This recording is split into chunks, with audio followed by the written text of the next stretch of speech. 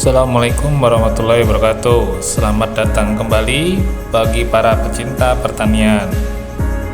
Kalsium adalah unsur vital bagi tanaman, memainkan peran penting dalam pertumbuhan dan perkembangan tanaman padi sahabat. Namun, dengan beragamnya jenis pupuk kalsium, pertanyaannya adalah mana yang sesuai dengan kebutuhan tanaman sahabat? Mari kita telah bersama-sama jenis-jenis pupuk kalsium dan manfaatnya serta kekurangannya dalam video kali ini. Simak pembahasan lengkapnya untuk menjaga tanaman sahabat tetap sehat dan produktif. Mari kita mulai.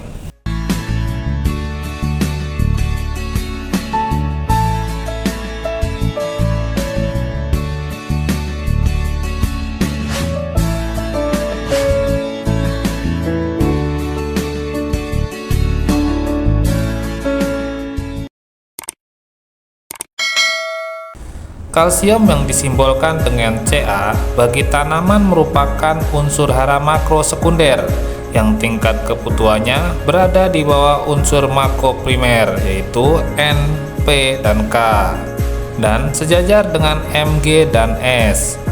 Meski sekunder, namun kebutuhannya tak kalah esensial dengan unsur-unsur makro primer. Kalsium digolongkan ke dalam unsur makro karena dibutuhkan dalam jumlah yang cukup besar. Sedangkan digolongkan sekunder karena pemberian unsur kalsium ini tidak selalu wajib, melainkan perlu diberikan dalam situasi dan kondisi tertentu. Mengapa demikian?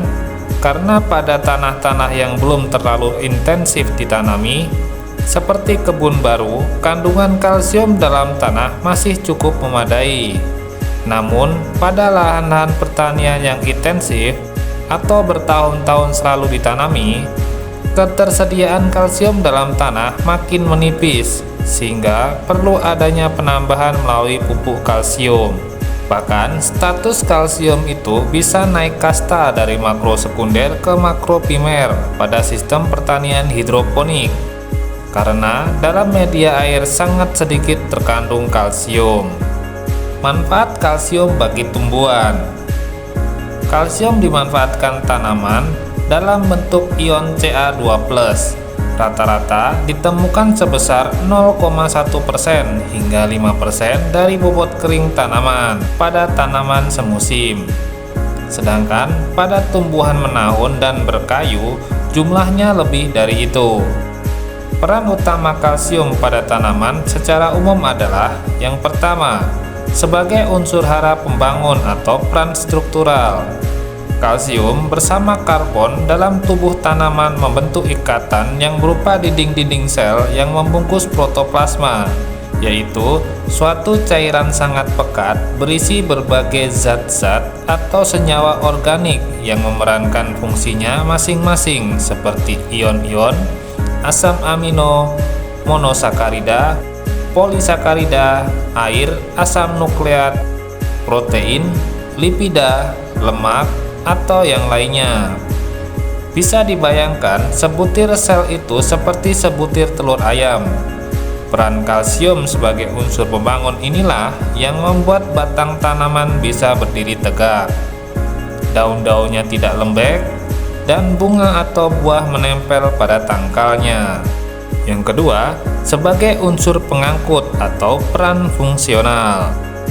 Dalam tubuh tanaman, ion-ion kalsium sebenarnya tidak dapat bergerak. Istilahnya immobile. Namun, ketika bersenyawa dengan nitrat, fosfat, dan klorida, maka kalsium akan menjadi reaktif dan bergerak mengangkut anion-anion tersebut ke bagian-bagian yang membutuhkan termasuk ujung akar, tunas, cabang, bunga, dan buah. Jadi, bisa dibayangkan kalsium seperti abang ojek yang mangkal ketika tak ada penumpang dan baru berjalan jika ada penumpang. Fungsi pengangkut anion ini selain diperankan oleh kalsium juga diperankan oleh kalium. Selanjutnya, kita akan bahas mengenai jenis-jenis pupuk kalsium. Yang pertama, kalsium nitrat atau CN. merupakan bentuk kalsium kristalin larut air. Ada dua tipe kalsium nitrat, yaitu kalsium nitrat anhidrat dan kalsium nitrat tetrahidrat. Yang anhidrat adalah bentuk murni yang tidak mengandung molekul H2O atau air. Penggunaannya untuk berbagai industri.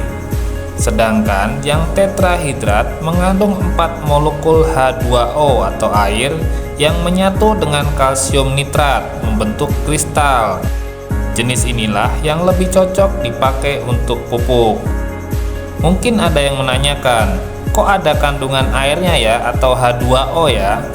Iya, karena senyawa murni itu sangat bernafsu menarik air untuk diikat dan hidup bersamanya menjadi keluarga yang harmonis dan lebih stabil. Selain menyediakan unsur kalsium, juga menyediakan unsur nitrogen dalam bentuk nitrat. Terdiri dari beragam bentuk, yaitu granul, tepung kristal, maupun kepingan yang berwarna putih agak jernih, cepat dan mudah larut dalam air, mempunyai kisaran pH 6 hingga 7 atau cenderung netral.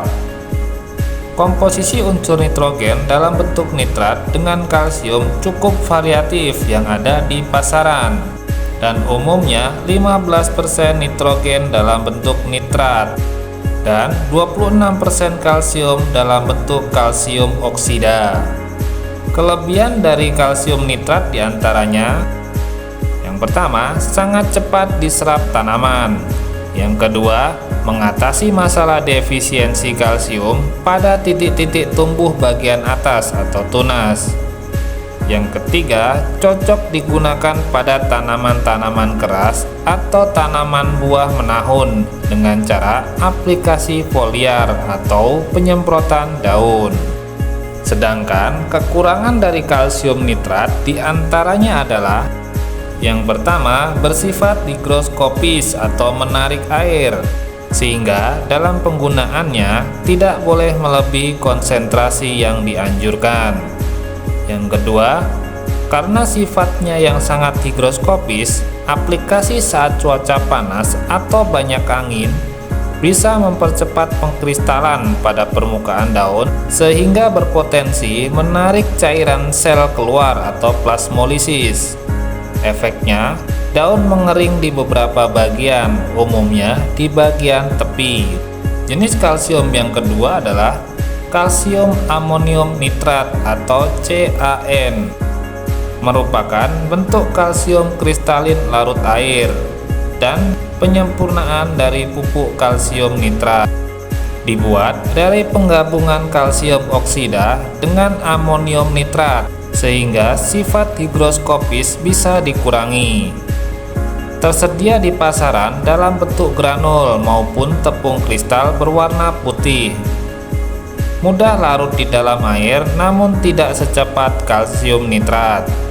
Mempunyai kisaran pH 5 hingga 7, tergantung komposisinya. Komposisi nitrogen berupa nitrat dan amonium dengan kalsium cukup variatif di pasaran. Namun umumnya memiliki komposisi 27% N yang terbagi atas 13,5% N nitrat dan 13,5% N amonium dan 12% kalsium oksida atau 6% Ca. Kelebihan dari kalsium amonium nitrat diantaranya: yang pertama, cukup cepat terserap tanaman. Yang kedua, dapat digunakan pada fase pertumbuhan melalui aplikasi foliar atau penyemprotan daun maupun ditaburkan pada area perakaran untuk merangsang pertumbuhan sekaligus memperkuat figur tanaman muda. Yang ketiga, mengatasi masalah defisiensi kalsium pada titik-titik tumbuh bagian atas atau tunas maupun bagian bawah atau serabut akar.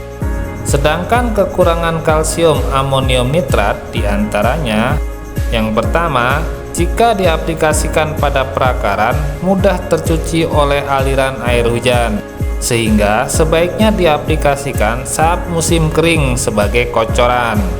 Yang kedua, sama halnya dengan kalsium nitrat.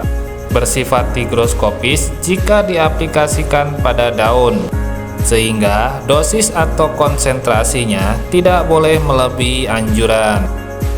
Kalsium amonium nitrat cocok digunakan sebagai pupuk hidroponik karena selain menyediakan unsur kalsium utama yang mudah larut, juga menyediakan unsur N dalam bentuk nitrat dan amonium yang memadai. Jenis kalsium yang selanjutnya, yang ketiga adalah kalsium klorida atau CaCl2. Merupakan bentuk kalsium kristalin larut air. Dibuat melalui reaksi kimia antara alkali kalsium karbonat atau kalsium oksida dengan asam klorida atau HCl. Pada umumnya berbentuk kepingan berwarna putih dan ada pula yang berbentuk granul. Sangat mudah dan cepat larut dalam air dengan tingkat kelarutan 494 gram per liter air pada suhu 25 derajat Celcius. Sedangkan pH-nya berkisar antara 6 hingga 8. Sama halnya dengan jenis kalsium larut air lainnya, kalsium klorida juga bersifat higroskopis.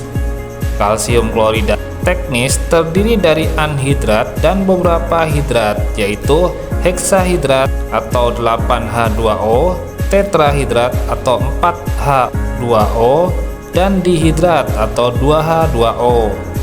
Semakin tinggi angka hidrasinya, maka semakin rendah sifat higroskopisnya. Penggunaan kalsium klorida sebagai pupuk pertanian sebenarnya kurang begitu populer karena hanya mensuplai kalsium, sedangkan klorinnya tidak banyak dibutuhkan tanaman. Kelebihan dari penggunaan kalsium klorida hanyalah pada kemudahan dan kecepatannya larut dan dimanfaatkan oleh tanaman. Alih-alih menggunakan kalsium klorida, petani lebih memilih menggunakan CN atau CAN untuk pupuk tanaman karena ada unsur kandungan nitrogennya. Kekurangan dari penggunaan kalsium klorida sama halnya dengan kekurangan yang ada pada kedua kalsium kristal tersebut. Kita lanjutkan dalam part 2 dalam video selanjutnya. Wassalamualaikum warahmatullahi wabarakatuh.